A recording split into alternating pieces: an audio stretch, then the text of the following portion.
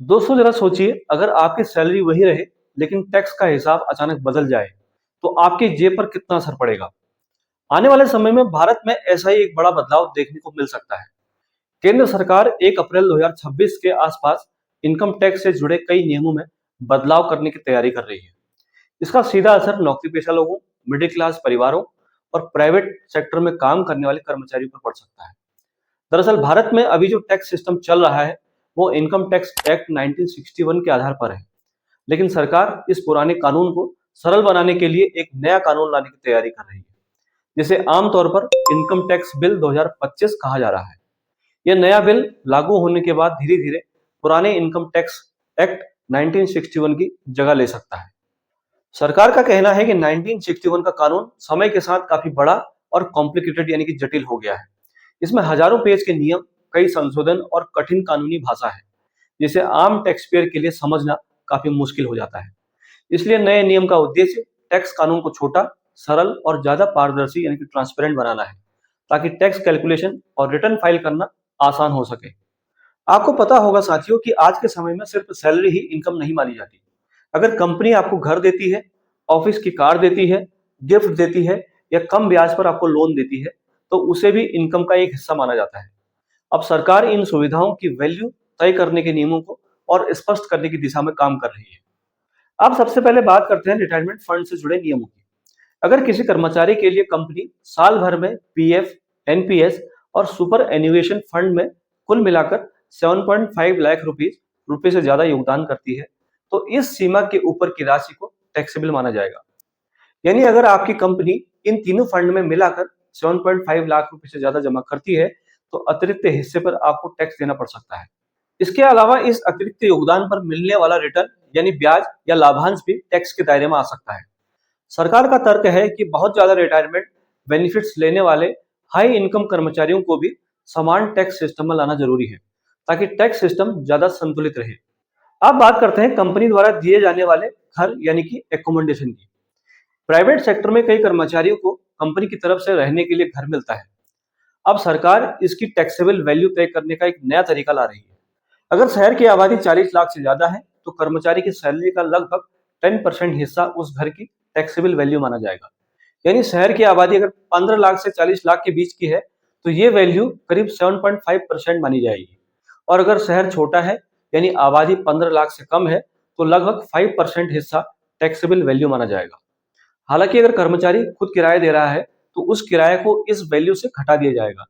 इसका मतलब यह है कि सरकार द्वारा दिए गए घर की कीमत तय करने के लिए एक स्टैंडर्ड फॉर्मूला लागू करना चाहती है, ताकि टैक्स कैलकुलेशन में पारदर्शिता यानी कि ट्रांसपेरेंसी बनी रहे। अब मान लीजिए कंपनी खुद घर किराए पर लेकर कर्मचारियों को देती है। इस स्थिति में टैक्स का नियम थोड़ा अलग होगा। ऐसे मामलों में कंपनी द्वारा दिया गया असली किराया या कर्मचारी की सैलरी का लगभग 10%, इन दोनों में जो कम होगा उसे टैक्सेबल वैल्यू माना जाएगा। अब बात करते हैं साथियों ऑफिस की कार से जुड़े नियम की। बहुत सी कंपनियां अपने कर्मचारियों को ऑफिस की कार इस्तेमाल करने की सुविधा देती है। कई लोग उस कार का इस्तेमाल निजी कामों के लिए भी करते हैं। अब सरकार ने इसकी टैक्सेबल वैल्यू तय करने के लिए फिक्स रकम तय की है। अगर कार का इंजन 1.6 लीटर तक का है, तो हर महीने लगभग 5,000 रुपए को टैक्सेबल वैल्यू माना जाएगा। अगर कार का इंजन 1.6 लीटर से बड़ा है, तो लगभग 7,000 रुपए प्रति माह टैक्सेबल वैल्यू मानी जाएगी। और अगर कंपनी ड्राइवर भी देती है, तो इसके लिए करीब 3,000 रुपए प्रति महीने अतिरिक्त जोड़े जाएंगे। यानी अगर किसी कर्मचारी को बड़ी कार और ड्राइवर दोनों की सुविधा मिलती है, तो हर महीने लगभग 10,000 रुपए तक की वैल्यू उसकी सैलरी इनकम में जोड़कर टैक्स लगाया जा सकता है उस पर। अब आते हैं गिफ्ट्स पर। अक्सर कंपनियां त्योहार या खास मौकों पर कर्मचारियों को गिफ्ट या वाउचर देती है। नियम के अनुसार साल भर में कुल 15,000 रुपए तक के गिफ्ट टैक्स फ्री माने जाते हैं। लेकिन अगर गिफ्ट की कुल वैल्यू इससे ज्यादा होती है, तो उस अतिरिक्त राशि को टैक्सेबल माना जा सकता है। अब बात करते हैं ऑफिस में मिलने वाले खाने की। अगर कर्मचारियों को वर्किंग आवर्स के दौरान ऑफिस की कैंटीन, मील कूपन या कॉर्पोरेट मील प्रोग्राम के जरिए खाना मिलता है, तो उसकी वैल्यू 200 रुपए प्रति मील तक टैक्स फ्री मानी जाती है। इसका मतलब यह है कि अगर ऑफिस में मिलने वाले खाने या नॉन अल्कोहलिक ड्रिंक की कीमत 200 रुपये प्रति मील से ज्यादा नहीं है, तो उस पर टैक्स नहीं लगेगा। अब आते हैं एक और महत्वपूर्ण नियम पर, एम्प्लॉयर से मिलने वाले लोन पर टैक्स। कई कंपनियां अपने कर्मचारियों को कम ब्याज पर बिना ब्याज के लोन देती है, जैसे घर के लिए, पढ़ाई के लिए या किसी जरूरी जरूरत के लिए। ऐसी स्थिति में अगर कंपनी अपने को बाजार दर से कम पर ब्याज लोन देती है तो उस लाभ को इनकम माना जाता है। ऐसी स्थिति में अगर कंपनी आपको बाजार दर से कम दर पर लोन देती है तो उस लाभ को इनकम माना जा सकता है। यानी जितना ब्याज आप सामान्य बैंक दर से कम दे रहे हैं उसे टैक्सेबल फायदा माना जा सकता है। हालांकि छोटे लोन जैसे लगभग 2 लाख रुपए तक का या गंभीर बीमारी इलाज के लिए लिए गए लोन पर आमतौर पर राहत दी जाती है। सरकार का कहना है कि इन सभी नियमों का मकसद टैक्स सिस्टम को ज्यादा स्पष्ट और ट्रांसपेरेंट बनाना है। कई बार कंपनियां सैलरी के बजाय सुविधाओं के रूप में ज्यादा फायदा देती हैं, इससे टैक्स कैलकुलेशन जटिल हो जाता है। अब सरकार इन सभी सुविधाओं की एक वैल्यू तय करना चाहती है ताकि टैक्स का हिसाब आसान हो सके। यहाँ ये भी ध्यान देने वाली बात है कि नया इनकम टैक्स बिल 2025 लागू होने के बाद टैक्स कानून की भाषा सरल की जाएगी, कई सेक्शन कम किए जाएंगे और टैक्स सिस्टम को मॉडर्न बनाया जाएगा।